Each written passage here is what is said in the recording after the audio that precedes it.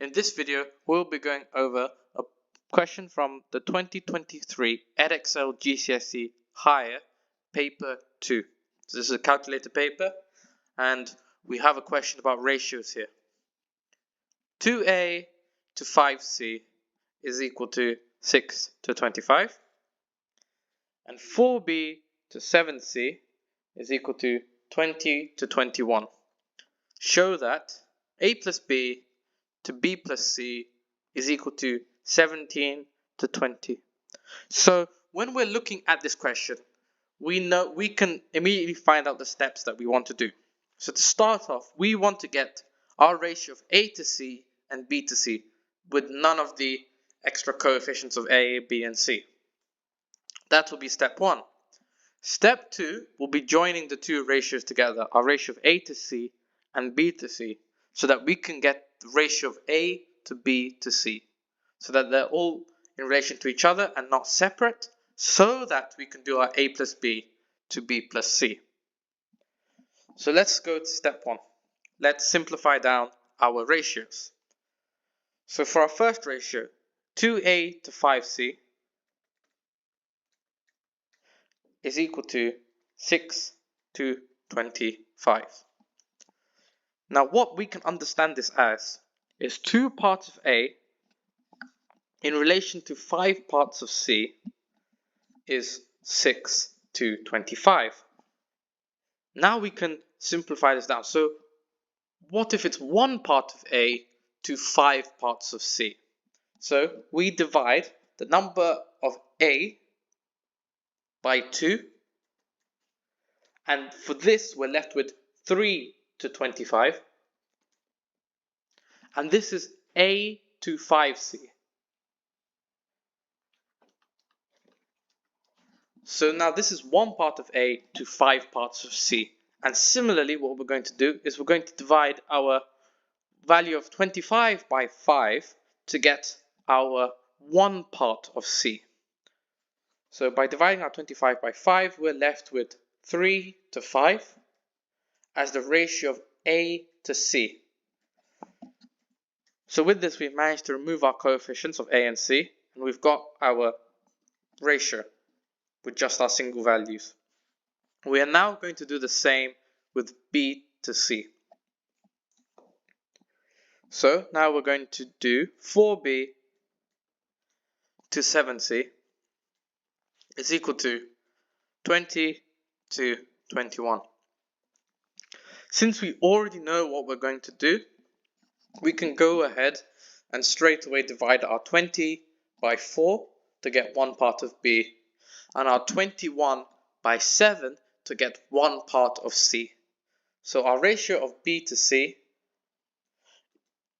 after we do 20 divided by 4 and 21 divided by 7, we're left with 5 to 3. And this is our ratio of B to C. Now we're going to join together our two ratios. So when joining ratios, it makes it a lot easier if we have almost like a heading what our total ratio would be. So all of our values in relation to each other. So A to B to C. And so this makes working out a lot easier, as you can place your ratios underneath it and you can find your common values and simplify it from there. So let's put in our first ratio of A to C, which is 3 to 5.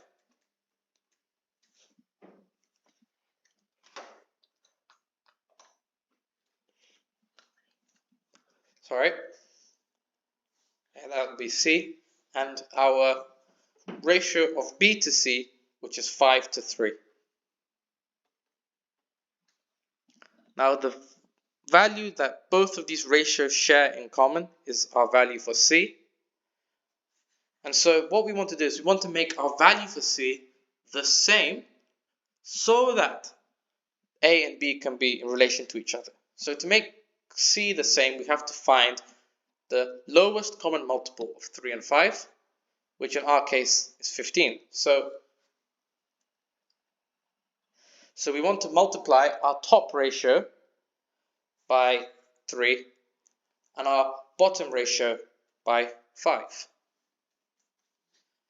Now this gives us two separate ratios of 9 to 15 and 25 to 15. Now since the value of C is the same for both of them, we can amalgamate our two ratios and get one full ratio of A to B to C. And this is 9 to 25 to 15.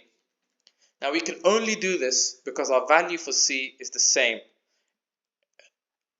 So all of these values for A, B and C are their sizes relative to each other. From here we can do A plus B to B plus C because they've all come within the same band. So our value for A plus our value for B, 9 plus 25 is 34. And our value of B plus C, which is 25 plus 15, is 40. Now from here we can simplify our ratio, dividing both sides by 2. And for that, we get the ratio of 17 to 20. And here we have shown that the ratio of A plus B to B plus C is 17 to 20. In show that questions, because they give you the final form that your answer is meant to be in, it's a lot easier to work towards that, as you can see whether you're working out is leading you in the right direction. As always, thank you for watching and make sure you subscribe so you don't miss out on any new content.